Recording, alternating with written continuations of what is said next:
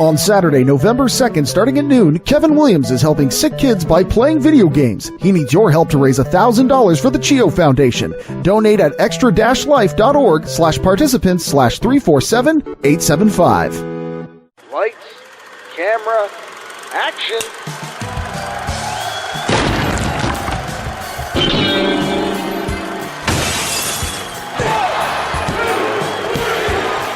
Cut! Welcome to Ropes to Reels, part of WrestleMedia, where everything is wrestling, and wrestling is everything. I'm at Adam Conta. That's Sir Epworth. Drew, you're in a bit of a pickle. Yeah, I'm stupid. Internet sucks. I hate it. I appreciate you restraining yourself there for the benefit of our family-friendly audience. Sorry?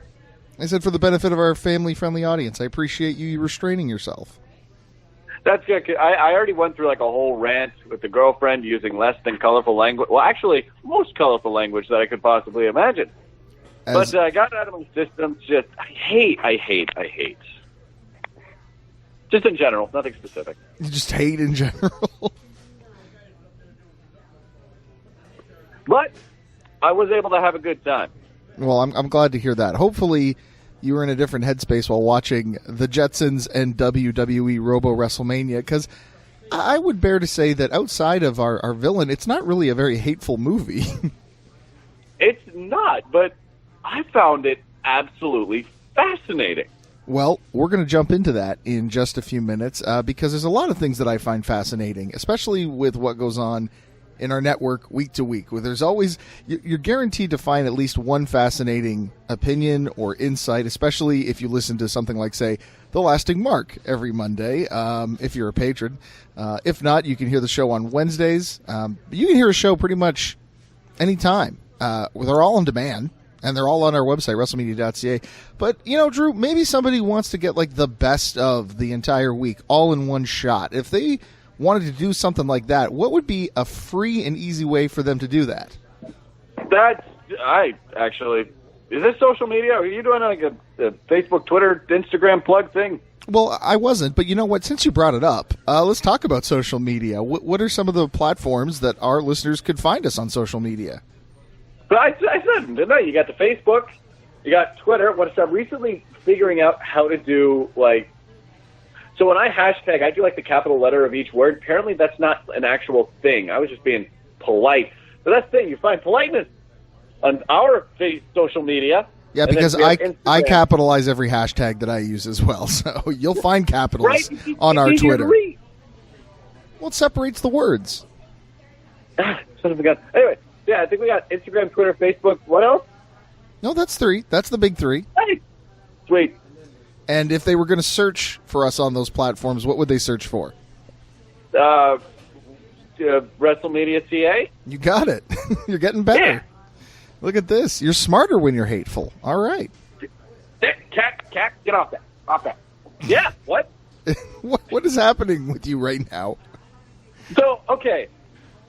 Frost is coming to the Canadian area. Now, wait a minute. Hold on. I have a question for you. Is this what happens when the internet goes down? Is your brain somehow connected to the World Wide Web? Because I feel like with the internet down, you're kind of a hot mess right now. I take offense to that. I'm always a hot mess. We have archives that prove this. This is true. So what's going on with your cat? Why is your cat misbehaving? Okay, so we got frost in Canada. And my girlfriend picked up gardening this past year. But she has these, they're called pothos. Okay. That's a thing? Okay. They're pothos plants. And the cat was just jumping on the pothos table and starts munching on them. Now, I don't know much about cats. It's probably fine for them. But also, it's not there for you. Stop it. I feel like this is going to happen several times throughout the episode where you're just going to start yelling. I'm actually just standing in front of the pothos plant, just like as a goaltender. So I think I'll be fine for the rest of the episode. But while we're talking about Jetsons, just keep that in mind. One of your hosts is just like basically blocking a cat. I'm always an admirer of people who can multitask, and that is the truest definition of the word, I think, Drew. So well done. Good job. hopefully people will be interested enough in this kind of content that they will want to hear more. And if they want the best of each and every single week, to answer your question from earlier, Drew, the thing I was getting at was our newsletter, which is free and available at WrestleMedia.ca. Just click on the newsletter link or wait for the pop-up, and boom, you're connected every single week to all the highlights and maybe even access to some cool contests that are coming down the pipeline. So keep subscribed. All you got to do is real quick and easy. And speaking of subscriptions, there's something else that our listeners can do if they want to stay up to date with stuff that we're doing when we're on the road, and that's clicking the On the Road button. See, I'm just trying to make it as simple as possible. We're going to be at a bunch of different places. Drew, if you're listening to this as a patron, then you're hearing it on Thursday, which means we are headed towards Cornwall, Ontario for Seaway Valley Wrestling on Saturday.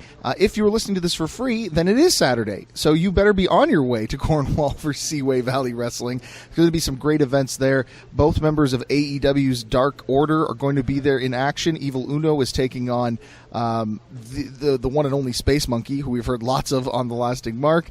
Stu Grayson is in the main event. We've got one of, I think, my favorite matches on the whole show, Holden Albright, taking on another hard hitter, James Stone. Man, I got to tell you, that match, I'm curious to see how much of each of those guys will be left in the ring, because they may hit each other so hard that their faces fly off. Yes, I am promising it right now. Flying faces in Cornwall on Saturday.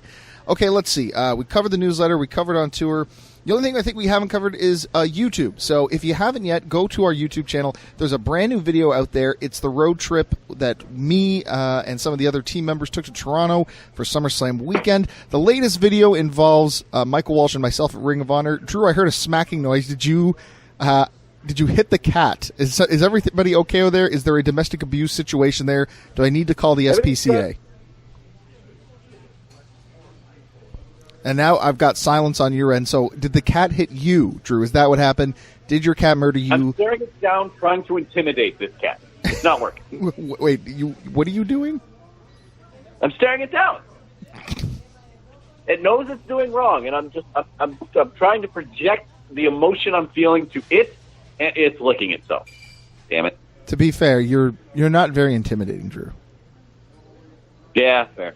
You are very unlike the antagonist in this feature. Our feature today, the movie that we are reviewing, the Jetsons and WWE's Robo WrestleMania. Half of that makes sense.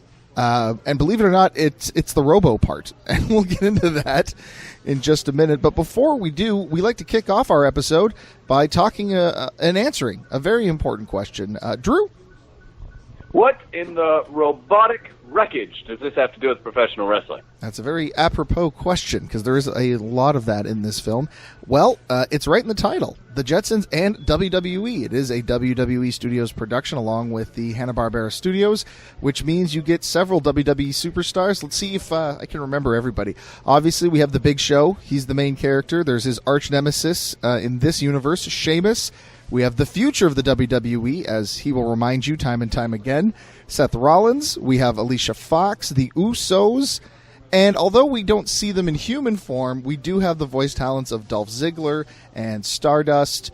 Did I miss anybody? Vince McMahon, of course. Anyone else that you can think of that I missed from the cast of WWE superstars that are involved with this? No, I think that's everybody. All right. Really quick, what did you think of the performances from the WWE, the voice actors? What did you think? Who was the best and who was the worst? The worst, and it's no fault of their own, is the Usos. Okay. Why is that? Because they are given the worst dialogue, and that is saying a lot. The funny thing is, I may disagree with you on one of those statements, and we'll talk about that in just a moment. Who do you think was the best? The best? That goes to Seth Rollins. Really? His whole job was for me to hate him, and I hated him. Okay, well, that's fair. I think he did very well, but I still think the Big Show stole it. I think that he did a great job as both a angry championship contender, as well as a confused Encino man, and a vicious overlord. I thought he did very, very well in this, actually. I thought he stole the show, to be honest with you. So you think it was Seth Rollins. I think it was a Big Show. This would be a good time to let our listeners know that they can tell us which performance they preferred, because I'm sure they watched along with us on social media, which is what 3, Drew, just to pop quiz you? What social medias are we at? I don't know anything. Tell me. What was that? Sorry, you cut out a little bit.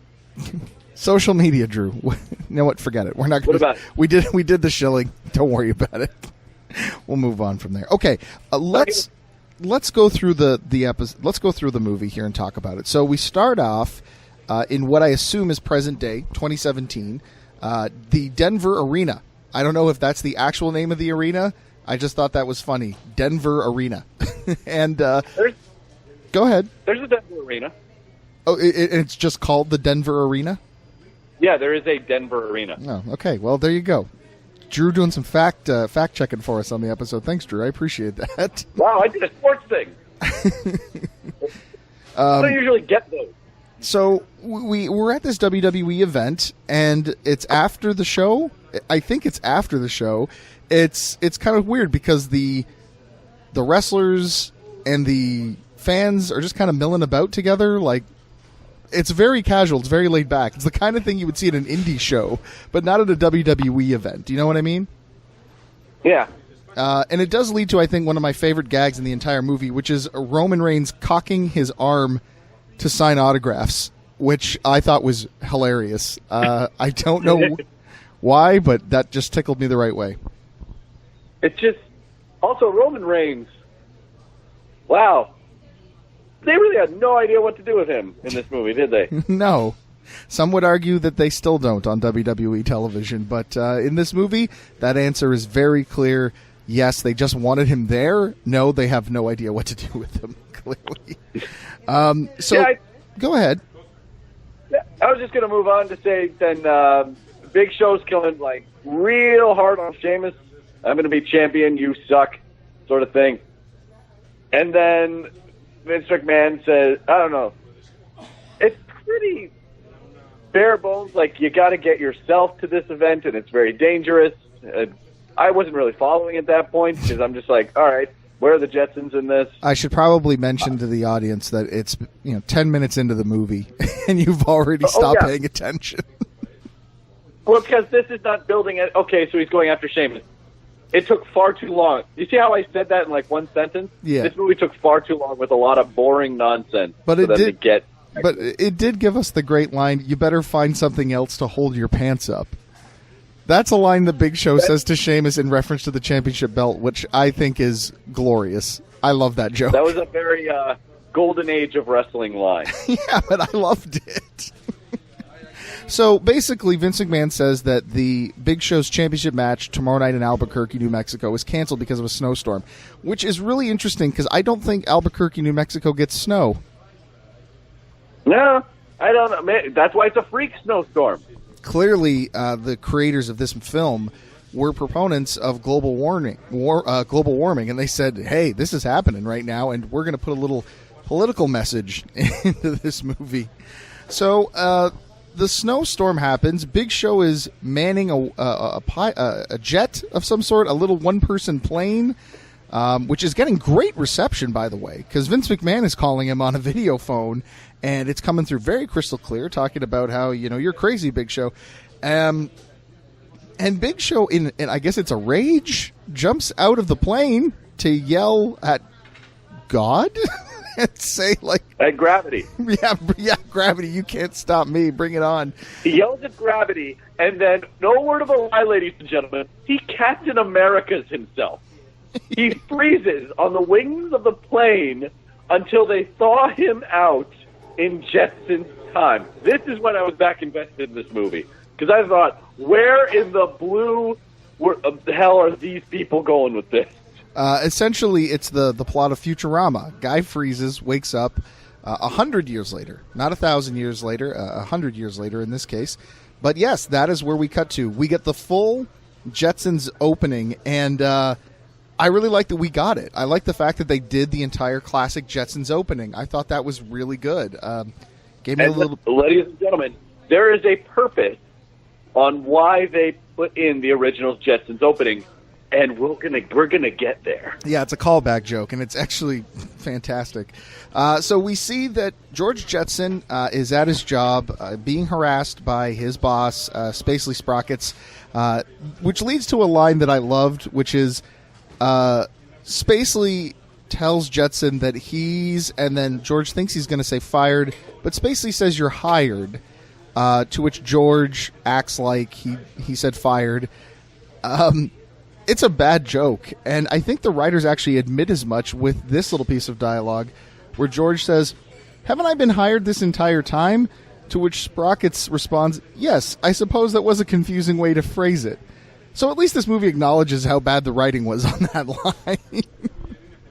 Like you got to be like another level of meta to understand. Yeah, that was a bad line, and instead of just fixing it, we're going to make a joke about what a bad line it was. That's a little convoluted, don't you think? Much like the world heavyweight champion of the world. That's redundant. Another one of the jokes that I really liked in this movie.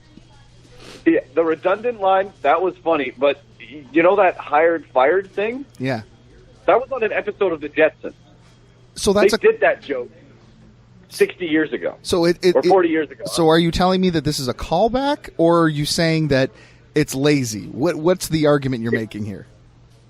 I don't know if this was a callback or if they're just bad at writing, but I remember specifically watching an episode of Jetsons growing up where they made that exact joke, where it's like, I should have phrased it better. I said you're hired instead of fired. I vividly remember it.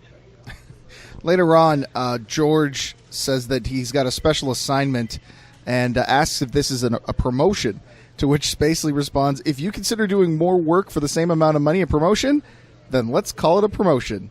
To which I respond, "The future is now." Yeah. We'll just leave it at that. So at this point... Yeah, go ahead. Go on. Tell us what happens next.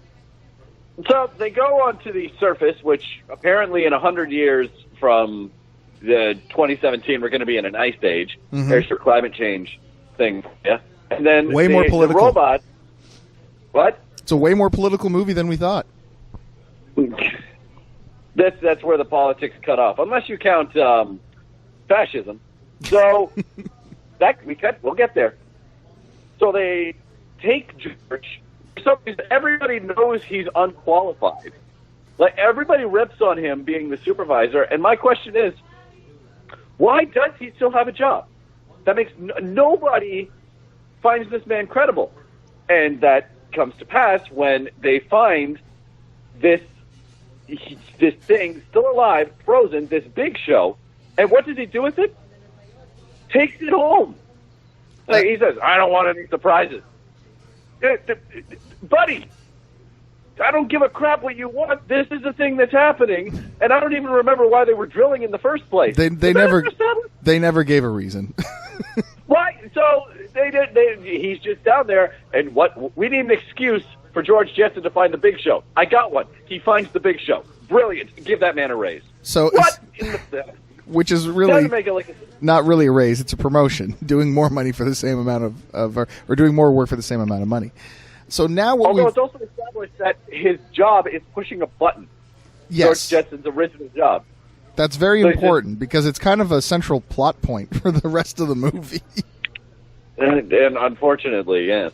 Hey, this is a commercial for patreon.com/WrestleMedia.ca, where you can get early access to episodes of your favorite WrestleMedia shows, get full uncut and uncensored versions of your favorite shows, and more. Don't want to hear this commercial on your podcast anymore? Sign up at our main event tier and get these episodes ad-free. Want to hear your own commercial here instead of ours? We've got tiers for that too. Visit patreon.com/WrestleMedia.ca and join the WrestleMedia revolution today. So he finds the Big Show, flies him out, and then we have office hijinks, which are very reminiscent of the Jetsons. Well, we do have some of that, but after we thaw out the Big Show, essentially we go from Futurama to Encino Man, where he's literally thawing out the Big Show, and then it's all about this man from the past trying to catch up to the future, which leads to one of the greatest entrances in animated history when the Big Show is on the slidewalk. and his head smashes into the archway of the door, and he no-sells it completely. I belly laughed for a good 3 minutes straight, and I had to pause the movie because I thought it was just the funniest damn thing that I'd seen in a long time. I don't know why, but just that little animation of Big Show crashing into the doorway and him no-selling it just made me guffaw so hard. There was a lot of stuff in this movie that made me laugh out loud, and I loved how Big Show reacted to being in the future and the fact that there's talking dogs and a talking robot, and I'm going to push these buttons that will actually feed me. I thought it was kind of cool, and honestly, I could have just lived with that story. You know what I mean? It's a fun fish out of water gag, and I liked it. I thought it was one of the better parts of the film. But you said you've already seen that story. Just go watch Futurama. Yeah, but it still works, though, is what I'm saying. It still works, though. We're not here, though, for Big Show's fish out of water experience. We're here for wrestling. We're not even there yet. I didn't think I was until I saw those scenes. Now I'm here for Big Show in the future. Give me a full-length movie of that. Give me that on the Big Show show coming to Netflix. Oh, God, I forgot that was a thing. So what happens next, Drew? So what happens next is to go home to his family. George is in trouble because he missed the science fair. He didn't go to his kid's science fair, and his kid was like, oh, a line I did find funny. The kid got second place for his time travel theory, and the kid that got first built a goddamn volcano. Yeah, which, of course, is, I think a bane that most of us as kids have felt at some point in time in our lives. Always upted by the kid making a volcano. Yeah. Now, granted, I can see James' side of this, to where he should have let them know that he was going on assignment. But that wasn't the issue. The issue was that he had to work during the science fair. Like, I get, right. It's just, that is so of a different era.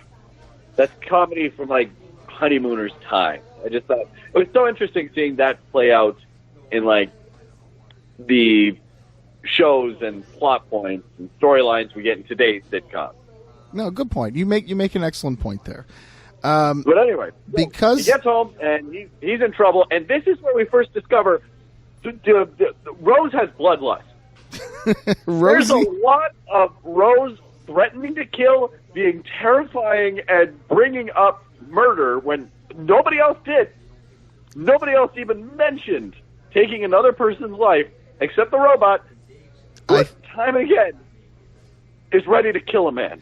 I have a strong feeling that Rosie's CPU was manufactured by Skynet. It seems to be the case. Yeah, it's by Skynet. They took over the world, got bored, and let humanity run it again. She's also, she's got bloodlust, but also she's also hot-blooded because she seems to be wanting a piece of that Roman Reigns robot throughout the entire movie, which I also found very funny. I liked Rosie in this. It kind of revealed the next part is that Big Show is then taken to a show and tell, which is funny. Big show and tell. And he discovers that wrestling is still a thing, but it's done by robots. Right. And the characters have not evolved since 2017. In fact, they're the same people fighting over and over and over again. So basically, wrestling hasn't changed. Boo. Although I will say this. Robot Dolph Ziggler and Robot Seth Rollins is a thing I didn't even know that I wanted until this movie. But I do want it now. Because that's the thing. You think you don't want it, but then you hear those robotic promos, and you're suddenly brought back to 2017. That is my last dig at current wrestling. Okay. I promise. Good. Thank you for that. I appreciate it. This enrages the Big Show, because obviously he is... would it be robophobic? I guess it would be robophobic, because he's saying that this is not a job for robots, it's a job for humans, and only humans can be superstars. So he's really... He's not setting a good example for people, I think, by basically being what's the prejudice against robot. Well, yeah, also because it's bad wrestling. Well, okay. Like the first thing he says, this is not robots, this is not wrestling. And to be fair, what we saw in the ring was absolute garbage. Yeah, it's bad, but his suggestion wasn't like, make the robots better. He was just like, it's only allowed for humans. Do you know what I'm saying? He's robophobic. Yeah, in a sense. I can see that. Big Show is Robo-Nazi. He's a Robo-Nazi. Yeah, he does make a dictatorship and has the robots run things. Well, I don't know. He just seems to hate. I don't think he has a prejudice. I think he just hates everybody because it's not like he wants to get rid of the robots. He uses them to enslave humanity. So he's closer to the Pharaoh in Egypt than he is to Hitler. Still pretty bad is what I'm saying. Fair enough. But one side note about this, something else is revealed during this scene. What I imagine are Vince McMahon's pajamas at home in real life. First, yes. Second, no. While those are his pajamas, what's revealed is a pretty dope-looking WWE Championship belt. You like it with the gear on the front? Yeah, I don't know. It looked nice. Like, it looked pretty badass. Now, obviously, it's not going to fly in real time, but I liked it. I liked the design. I don't know, man. It's not that far removed from the spinner belt, so don't count your chickens before they hatch, is all I'm saying. However, a gear has function. On a belt, I couldn't tell you what, but I don't know. Something's broken. Take the belt off, replaces the gear. It's fine. As long as it fits that piece. But I'll take your word for it. I'll go along with it in this case. Look, you got to go along with a lot of stuff to make this movie work. So from there, Big Show decides that not only is he going to be the champion of wrestling, but he's going to be the champion of the world champion of the world. That's redundant, as we've heard in the past. And I kind of love this idea that the future is such a peaceful place that someone like the Big Show could come in and realistically take over the world just by being mean and aggressive. There's got to be some sort of like political undertone there, don't you think? I don't know. I just thought it was because he was big. The world isn't designed for big people anymore. I think it's more so that, basically they were like, the police came and they were like, their only defense is, we'll ask you to leave and then we'll ask you again to leave. Like, to me, this sounds like Second Amendment. They're like, hey, if we had guns, this wouldn't be a problem. We just shoot the Big Show. I'm not saying I agree or disagree. I'm saying that's the message I received from the movie. The message I received was hate works. Yeah, it was just them looking at it saying, here's what we need to do. We need to get rid of all the robots, and we need to do it with guns right now.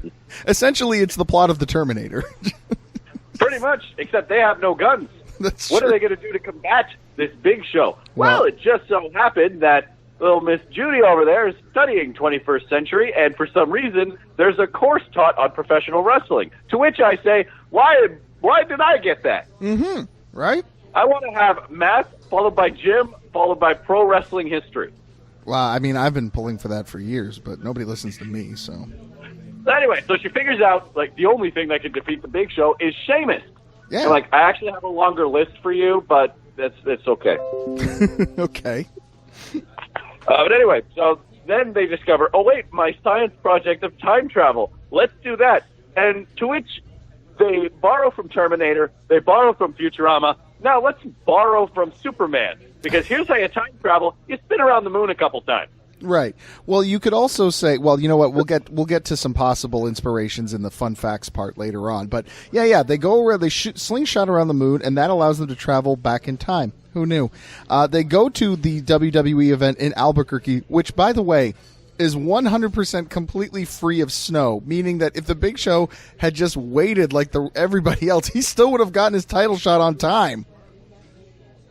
He doesn't have time to wait. He has to fight gravity and lose. And then be frozen for 100 And here, years. when we're introduced to this wrestling show, one thing I couldn't stop laughing was the music. I actually have a note here. What is this music? I don't know what it is, but worse off, I don't know what they're saying. I think it's something like Heart of a Champion. It doesn't matter. What we need to know is that it's awful. The chorus kind of goes like, we are the heroes. And I'm like 98% sure that second part is an actual word. Just for the life of me, cannot figure out what that word is. I don't know if they're saying we're the heroes hard, we're the heroes here, or we're the heroes ha. Which do you like best? I like it when I like it just making noise. Like, the best thing about Sonic the Hedgehog is the garbage rock, because you have no idea what the heck is going on with that music. Yeah, it's pretty awful, to be sure. And even before we get to the commercial for WWE, which is essentially what we spend about 2 minutes doing in this movie, we get the Jetsons, who are completely incapable of performing normal everyday tasks like walking from the parking garage to the arena, which I love. I have a problem with that. Okay. Judy's a cheerleader. What the hell kind of cheerleading are you doing in school that you're far too exhausted to walk a parking lot? I'm going to say, since we don't see the cheerleading, it's done in mech suits. That's my guess. You accept that? Yeah, that was good. I like the juxtaposition of the Big Show struggling with the future and the Jetsons struggling with the past. I thought that was fun. I do have a question, though. Drew, did we really need a shot of Astro peeing on a car? It's a dog. This is a children's comedy written by children, so yes. That's so dumb. As is the security guard at the front door. He doesn't recognize the Jetsons as imposters and then randomly says, Charlotte Flair is my favorite wrestler. And he says this to no one whatsoever. What is the point? It's fine. He has to stand there while George Jetson basically David Arquette's the movie. Okay. And he does nothing about it. I am so glad that you said that. I have a note here. Clearly the Jetsons traveled back too far in time, because this is some 1999 WCW booking. Yeah, because for those that don't know, Sheamus comes out with the cheapest Titantron video you've ever seen. If you've seen the Hellfire video, it's like a montage of his mohawk, of Celtic symbols, of a bro kick. It's badass. What they do in this movie is they basically take JPEGs and they fade it in and out. Anyway, it's just, what the hell? So then Sheamus comes out and he's challenging, was it Seth Rollins? I believe so. Yeah, he's challenging Seth Rollins. And then George hops the barricade, to which, do you remember the Hall of Fame this year when somebody went into the ring with Bret Hart and like 6 different people tackled? Yeah. George Jetson wouldn't be alive today if he tried to jump the ring. But no, it's like this whole gimmick played off where Future Man, which, God, these writers, give him an M, Future Man wins the title by shenanigans, and Vince McMahon is livid. Well, yeah, because this is Royal Rumble, Batista, John Cena fall out of the turnbuckle livid. Well, because everybody just started jumping in, including this dumb security guard, and then the referee counts George Jetson as the winner. I would be upset if that happened. And so was the crowd. I love the fact that they had them booing George Jetson. I mean, if you want to get heat, this is the way to do it. Yeah. However, this movie kind of brushes over that. Does he relinquish the championship? I don't remember. All I know is he goes into the office, and they explain the situation, and Seth Rollins looks at Vince and says, do you believe any of this? It's a talking dog. And he says, I've met with a talking dog. Where is that movie? Well, we watched. I want to know when Vince McMahon spoke with a different talking dog. We reviewed them. They're the Scooby-Doo films. Did this happen beforehand? Yeah, this was released in 2017. Don't worry, I thought it was just a throwaway gag, which made me laugh really hard. I thought it was just the idea that Vince McMahon is involved in such strange things that him saying, this isn't the first time I've talked with I've spoken with a talking dog. It's just like, that's funny because he's in a crazy world. But later I found out, no, it's actually a reference to the fact that they've worked with Scooby-Doo in the past. So these movies exist in the same universe. I mean, yeah, I guess the Hanna-Barbera, you know what? That makes a lot of sense, actually. The Hanna-Barbera universe has always been a thing. Yep. So there you have it. Right. That's what that line is. I have seen that movie. I take it back. And it's brilliant. So at this point, they all decide that they're going to go back to the future. And this is where brilliance shines. Yeah, go ahead, talk about it. Remember when Adam said, "Oh, it's nice that we had the Jetsons opening at the beginning." That was so people could remember the tune, remember the beat, and then we have the WWE cast getting Jetsoned. Yeah, it's awesome. I mean, it's stupid, but it's awesome. Sorry, what? I said it's stupid, but it's awesome. It's stupid, but it's awesome. George has got these balls. He put the ball up to Roman's head, and I can't do the beat, but like Roman Reigns. Da-na-na-na-na-na. They do that for every one of them. For Alicia Fox, the Usos, Vince McMahon, Seth Rollins, Roman Reigns, and Sheamus. And I was off my seat laughing my ass off because I thought that was the dumbest thing I've ever heard. And I loved him for it. So about this point is where I kind of start to check out in the movie, which is too bad because there's a lot of good stuff happening here in this third act. They get back to the future. They find that Big Show has completely taken over in the short amount of time that they have been gone, and now it's up to the WWE superstars to challenge the Big Show. He's ready for them. He sets up a trap for them, including his ultimate robots of destruction, literally the robots of destruction, which are robot versions of The Undertaker and Kane. This was so stupid that it was funny. Because they built it up. Like they said, he has destruction bots out to get you. Yes. And that's like a big thing. And then when it's realized that it's the brothers of destruction bots, I'm like, okay, movie. You calm down. Calm down. Also, your Kane bot looks stupid. Shut up. So while that's going on, George essentially leads a revolt of human beings who at first are too lazy to actually fight for their freedom. And then, because again, the equivalent of labor in this place is pushing a button, which again, I think is kind of funny and genius. But eventually they all come around and they all team up to stop the Big Show. Sheamus and Big Show have their big fight, their big championship fight. Sheamus wins. Big Show apologizes at the behest of a angry, red-eyed, glowing Rosie, and everybody goes back to their times and lives happily ever after. Did I get that right? Am I missing anything? I just kind of glossed over the end there. You glossed over, but there's a few things in this moment that I'd just like to point out for the audience. You don't have to see this movie. But they do a couple wrestling moves in this one. Mm-hmm. So Seth Rollins basically curb stomps himself, which is a storyline I want to see. Roman Reigns, Superman punch, just destroys a robot, which doesn't surprise me. And when Sheamus starts yelling about a bro kick, it's a big boot. They couldn't take the time to animate an actual bro kick. He just does a big boot.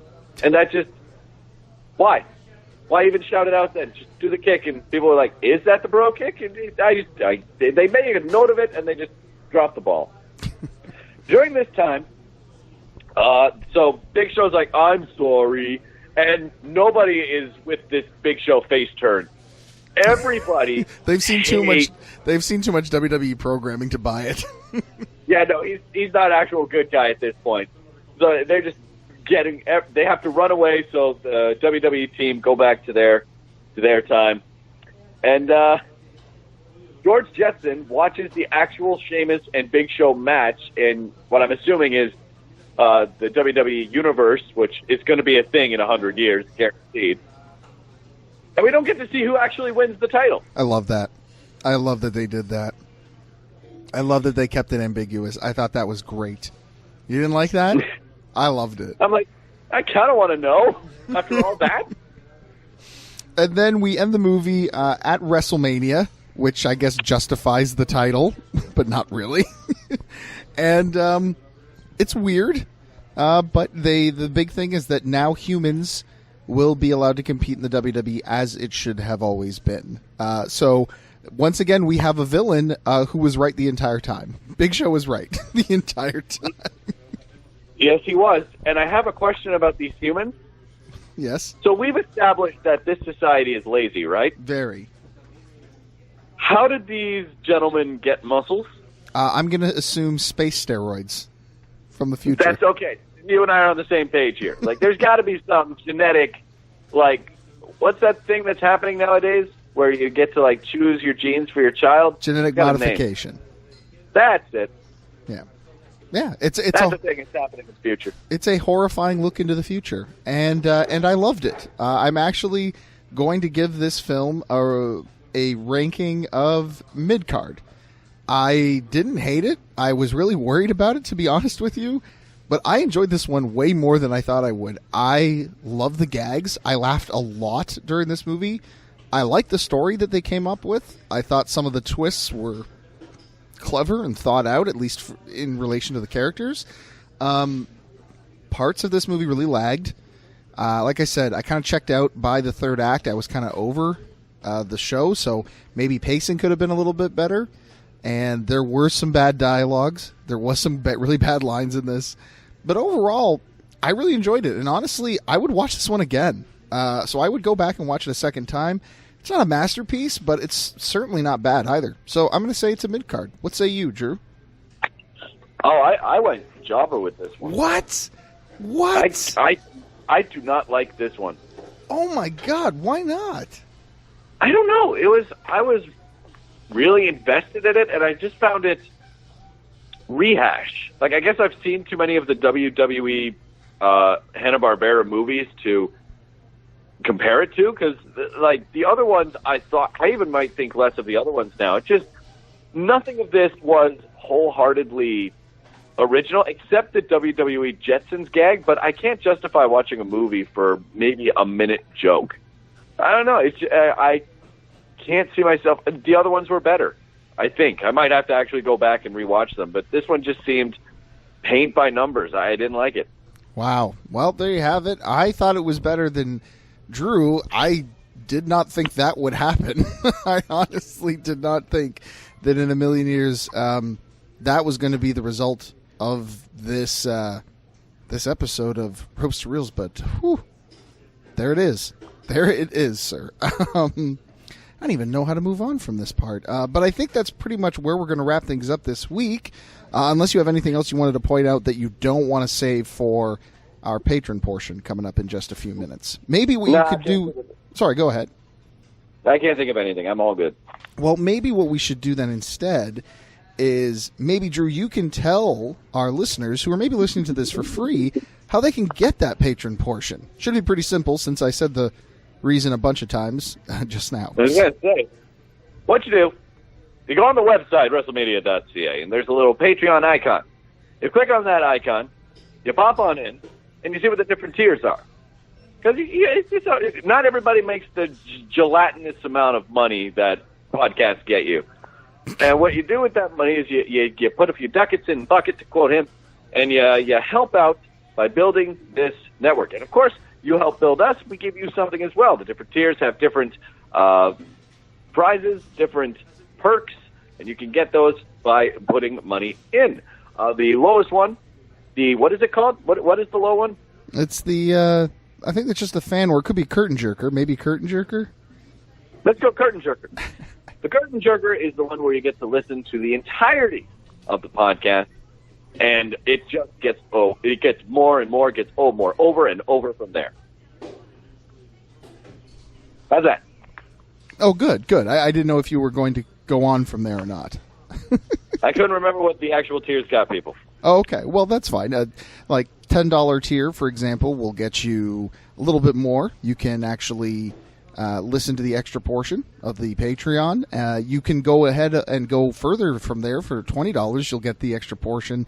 Plus, you'll get some exclusive episodes of all of our shows, and you'll get some extra podcasts that are only for those in that tier. Plus, you also get some WrestleMedia merchandise, which is pretty awesome. Whenever we go to a show, we have people come up to me and they say, hey, where can I get those T-shirts that you guys are wearing? And I tell them, you can't. You got to be a patron in order to get them. So there you go, man. That's kind of the show for this week. The only question now is, what are we going to do next week? I don't know. I did this one. It's your turn. I just wanted to see if you what you would say to that. Okay, so I've been giving it some thought here because, you picked The Big Show this week. A movie starring The Big Show. And I thought about maybe continuing that trend. It is September. We haven't really come up with a theme for September, and I don't really think we need one. I think we're just going to kind of keep things random until, of course, October. And then I think it's pretty safe to say that you can guess what kind of movies we'll be watching throughout October. Yeah. You giggled quite a bit with that. What does that mean? But you're talking about October. I love October. And the kind of movies that we'll be watching in October. Yeah. I think it would be cool for us to talk a little bit about a movie that has something to do with back to school time as well. Because, it's September, kids are going back to school, that sort of thing. But here's the problem. We already reviewed The Chaperone, so we can't really do that one. However, there are a number of other wrestling movies that have to do with school and college wrestling as well. So I thought that maybe we would take a look at one of those movies. Have you ever heard of a film called Win-Win? Yeah. Okay. Oh, the Paul Giamatti. Yeah. That's right. Paul Giamatti is in that film. It's a good one. I've heard really good things about it, but I have never seen it. So I think we're going to take some time to try and check that one out there. At least I think this is the one I'm thinking of there. I hope it is. If it is, there's a special connection to the movie, and I'm hoping that I'm right about this. I mean, because technically it's about amateur wrestling, which I don't necessarily know if that counts here on Ropes to Reels. I would say it probably doesn't. So you know what I'm going to do instead? I'm going to live check this out on IMDb to see if Randy Orton is in that movie or if I'm thinking of something else. And if he is in a different movie, what I'm going to do is I'm just going to pick a Randy Orton movie at random. Okay, so here's the thing. I was wrong. That's not the movie I was thinking of. So sorry, anybody who was really looking forward to us watching Win-Win. That's not what we're going to be doing next week. Instead, we are going to watch a movie from the same year that actually fits the criteria even better. It's a movie that does take place in school. It does have Randy Orton, and it's called That's What I Am. Do you happen to know this one? Yeah, I know that one. Okay, perfect. I think he plays the dad. Randy Orton? I think he does, yes. So to read the summary real quick for anybody who's interested in watching this with us next week, a coming-of-age story set in 1965 that follows 12-year-old Andy Nickel, a bright student who, like most kids his age, will do anything to avoid conflict for fear of suffering overwhelming ridicule and punishment from his junior high school peers.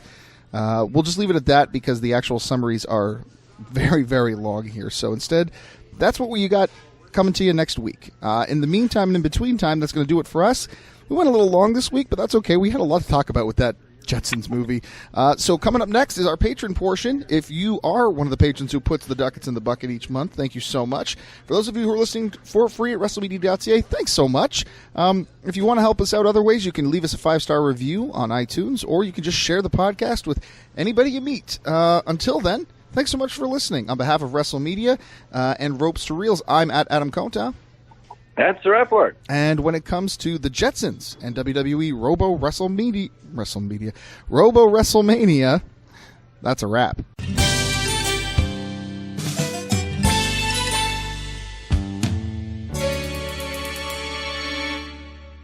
This has been a presentation of WrestleMedia, where everything is wrestling and wrestling is everything. Here's what you're missing out on right now over at patreon.com/WrestleMedia.ca. How about if we called it Robo Rampage? Would you feel better about it? No, that's still lazy as hell.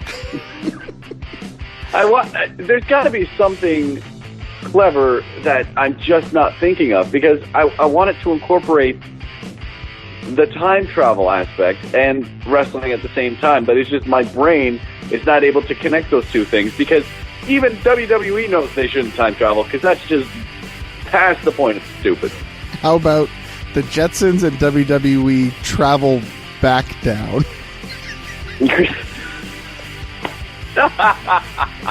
Want more? Sign up now at patreon.com/WrestleMedia.ca.